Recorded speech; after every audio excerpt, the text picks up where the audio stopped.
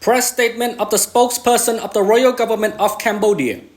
The spokesperson of the Royal Government of Cambodia wishes to inform the national and international public that on the morning of October 10, 2025, starting from 10:30 a.m., Thai forces equipped with batons, shields, and various other equipment had conducted a mine-clearing operation and used excavators to encroach upon the land where they previously laid barbed wire fence on August 13, 2025 in Prejan village, Choan Commune, Choan district, Banteay, Meanchey province. This constitutes a grave violation of Cambodia's sovereignty and territorial integrity in a most arrogant and reckless manner by imposing Thai law within the Cambodian sovereignty. It should be stated that this mine clearance activity has been protested and requested to halt the planned activities by the 51st Infantry Brigade of the Cambodian 5th Military Region in order to await the establishment of the standard operating procedures between the two parties, yet the Thai side is still violating. In the meantime, the encroachment acts undertaken by the Thai forces as above mentioned were well recorded by the interim observer team present there. The actions of the Thai forces constitute serious violations against 1. The ceasefire agreement. Both parties had agreed to an immediate and unconditional ceasefire. Point 1 of the ceasefire agreement adopted in Malaysia on July 28, 2025. This implies that both sides must maintain their current troops deployments without further movement, as it was the time the ceasefire entered into force. 2. The spirit of GBC and RBC meetings.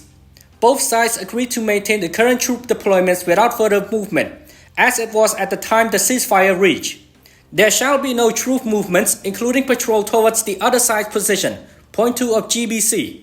Both parties agreed not to use any kind of force against civilians and civilian property in all circumstances. Point 5 of GBC. Both parties agreed not to expand the scope and scale of the disputes, including provocative activities by either military personnel or civilians that may escalate tensions such as inflammatory speech and military activities that encroach upon other sides' territory as it stood when the ceasefire entered into force at 24:00 local time on July 28, 2025. 3. The Memorandum of Understanding 2000. Article 4.2 stipulated that upon the completion of the survey and demarcation of each sector, a Memorandum of Understanding shall be signed by the co-chairman of the Joint Boundary Commission. A map showing the complete sector shall also be signed and attached to the said Memorandum of Understanding. 4. The human rights principles and international humanitarian law. These include the rights to adequate housing and livelihood, Article 25 of the Universal Declaration of Human Rights and Article 11.1 of the International Covenant of Economics, Social and Cultural Rights, and the rights to property, Article 17 of the Universal Declaration of Human Rights. These rights prohibited the forced evacuation of civilians from their homes in the context of international armed conflicts, Article 49 of the 4th Geneva Convention of 1949 and Rule 129A of the customary international humanitarian law. The spokesperson of the Royal Government of Cambodia strongly condemns the inhumane and unacceptable acts of violation committed by Thai authorities against Cambodia's sovereignty and territorial integrity, as well as their serious human rights violations inflicted upon innocent Cambodian citizens, especially the enforcement of Thai law within Cambodia's sovereign territory. The spokesperson of the Royal Government of Cambodia urges the Thai forces to immediately cease all acts of encroachment and violence and demands that Thailand respect the ceasefire agreement, the spirit of the GBC and RBC meetings, the MOU 2000, the principles of human rights and international humanitarian law.